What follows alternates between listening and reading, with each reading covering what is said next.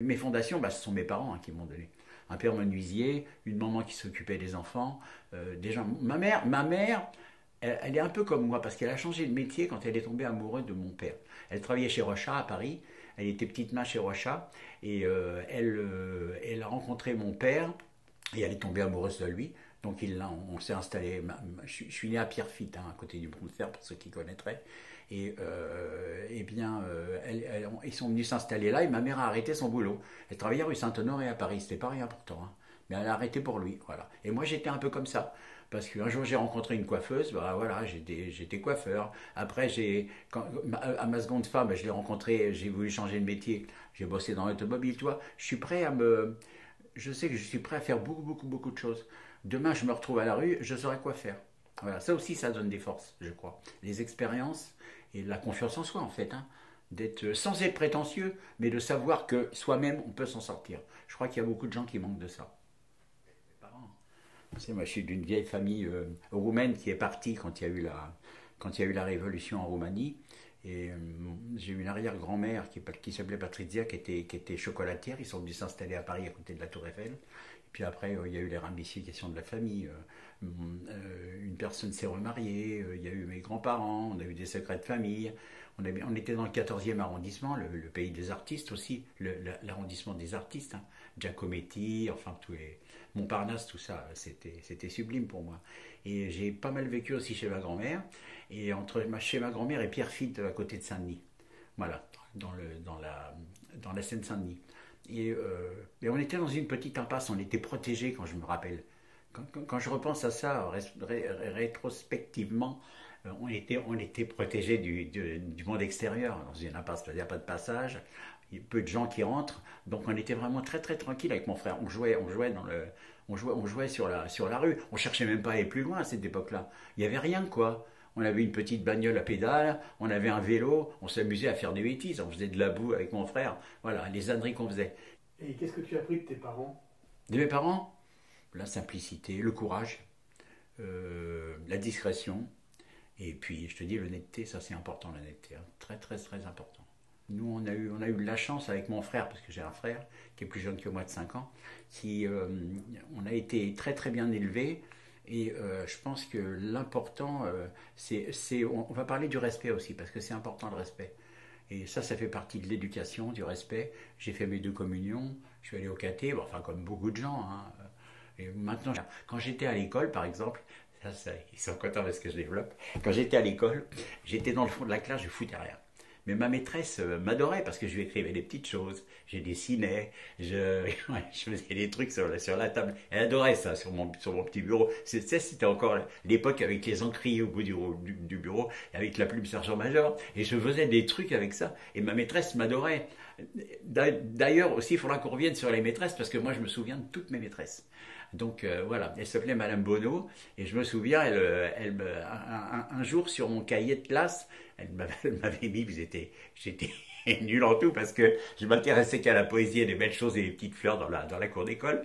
Et elle avait dit ah bon parce que Jean-Pierre a été dans ma classe, tu vois, ouais, c'est ça, c'est l'humour. Mais je me suis toujours intéressé, j'ai toujours eu la tête dans les étoiles en fait, hein. Moi j'aime bien aussi voir les choses que les autres ne voient pas.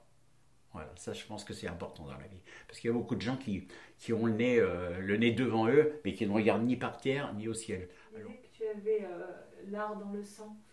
Si tu devais donner une généalogie à cet art dans ce sang, ça viendrait de qui dans ton histoire? Je sais pas. Je sais pas, tu sais, j'avais un grand-père qui était huissier de justice, c'était pas vraiment un artiste. Ma grand-mère, elle travaillait aux impôts. J'ai déjà. Mon père était menuisier, s'il faisait des belles choses, il faisait des sculptures sur les meubles. Et ma mère a bossé chez Rocha, tu vois. Ça vient peut-être de mes parents. Et ma grand-mère, si. Alors j'ai une grand-mère, j'ai eu 2 grand-mères. Une grand-mère que j'appelais Mémé Creusy parce qu'elle bossait aux impôts, qui était très stricte, très, tu vois. Elle a jamais dit un mère de sa vie, cette femme. Elle disait scrogneux, elle disait flûte, elle te traitait, elle disait enflure au lieu de te dire en, tu vois ce que je veux dire. Et cette grand-mère-là, j'ai pris sur elle aussi de sa distinction et puis de son respect pour les autres et d'essayer de malgré tout toujours garder la tête haute, tu vois. Dans toutes les circonstances, il faut rester quand même pas fier, mais il faut rester, faut pas faire voir, faut pas montrer. Ça m'intéresse. Pour moi, moi j'aime bien m'intéresser aux autres, mais j'aime pas que les autres s'intéressent trop à moi quand j'ai des problèmes. Je règle moi-même, j'ai pas besoin des autres. Enfin, j'ai besoin si, mais d'une autre manière, pour les bonnes choses, pas pour les mauvaises. Et j'ai mon autre grand-mère qui s'appelait Germaine Rajot, qui était cartonnière. Je vous avais pas connu ça. Je l'appelais Mémé la grosse parce elle était très costaud. Et je me foutais d'elle sans arrêt parce que je l'aimais, ma grand-mère. Elle m'a appris beaucoup de choses. Elle m'a appris la cuisine. Elle était cartonnière. Elle avait un glacis avec de la colle dessus. Et elle travaillait pour Balenciaga. Et il y avait un monsieur qui venait en 2 chevaux toutes les semaines lui amener. Elle fabriquait les boîtes de carton pour les parfums. Des belles boîtes, tu sais.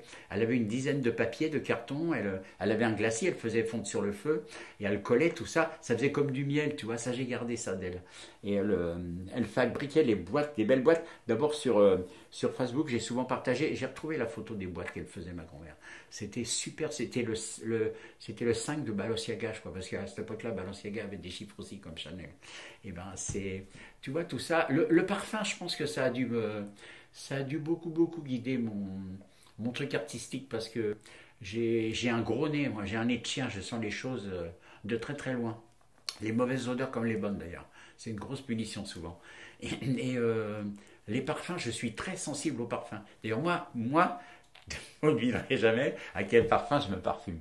Je me parfume avec du Shalimar. C'est un parfum de nana, mais j'adore. Voilà. Quand je vous dis que je suis 95% de meuf, mais ouais, c'est un peu ça, quoi. Le Shalimar, j'adore le Shalimar. Et ben, le parfum, ça a été beaucoup dans ma jeunesse aussi, parce que cette grand-mère-là m'a appris beaucoup de choses. C'est elle qui m'a appris les tables de multiplication. Tu sais, avec la règle là sur les doigts. Et ça, elle me l'a fait. Hein. Je peux te dire que maintenant, mes tables, 6 x 6, 36, 6 x 7, 42, 6 x 8, 48. Je mets toutes les terracités à l'envers et à l'endroit. Donc voilà. Tu vois, ça je pense que j'ai un peu de mes grand-mères en moi, parce que je pense qu'on a tous, on est tous la graine, tous la plante de ses parents. Ils sont tous en toi, si tu veux. Même quand ils partent, il y a quelque chose en toi. J'ai la gueule de mon père, j'ai la tronche à mon père. J'ai le caractère de ma grand-mère. J'ai la santé de ma mère. Tu vois, ils m'ont tous filé quelque chose. Voilà. Quel enfant tu étais Je pense que j'ai été une enfant très sage, très gentil. Ouais, j'ai jamais été pénible avec mes parents. Si une fois simplement, parce qu'on allait à l'école tous les jours, je me souviens, c'est une anecdote, je savais que j'allais vous la raconter. On passait devant un primeur. C'était dans les années, je pense que ça devait être dans les années 60, hein, parce que je sais pas quand est-ce qu'on allait à l'école à mon âge. Moi, je suis né en 51. Je sais pas, il devait y avoir 4 classes, 3-4 classes en primaire ou 5 classes. Et je passais tous les jours devant un petit primeur et il y avait des belles cerises. On essayait de temps en temps de chourer, de piquer une petite cerise, on courait. Et un matin, ce petit cochon, il avait attaché toutes ces cerises avec des fils. Ce qui fait que j'ai fait tomber un truc qu'il a entendu. Il m'a couru après, il m'a engueulé, quoi. Donc depuis ce temps-là, j'ai dit, mais plus jamais je ferai des carabistouilles comme ça, c'est pas possible. J'ai jamais recommencé de ma vie, en fait. Ça m'a tellement fait peur. J'avais peur qu'il appelle la police, qu'il aille voir mes parents. J'ai toujours été un peu pleutre, hein, trouillard, le JP trouillard, mais j'avoue. Dans ta scolarité, quel élève tu étais? J'étais rêveur. Malgré tout, j'ai appris quelques trucs, hein, mais bon, j'ai tout appris après. Hein. Moi, je suis un autodidacte. Hein. Je me suis intéressé. Je m'identifie un peu à Drucker, parce que Drucker est comme moi. Il n'a rien foutu à l'école. Ses parents disaient, mais mes parents me disaient souvent, mais je ne sais pas ce qu'on va faire. Tu vas être éboueur, tu vois, alors qu'aujourd'hui, un éboueur gagne bien sa vie. Hein. Donc, tu vas être éboueur, tu feras les poubelles, ou alors on va te retrouver à la rue. Je faisais rien. J'allais à l'école, je revenais comme si j'étais resté à la maison, quoi. Donc, ma scolarité, bon, si, j'ai commencé à rencontrer mes profs, peut-être. J'ai retourné un peu l'esprit de mes profs, parce qu'ils m'aimaient tous bien, tu vois. J'avais déjà le vice dans la peau, comme ça. Mais ça, je pense que c'est bien, parce que ça te sert toute ta vie. Ça m'a toujours servi, même dans les très très mauvais moments.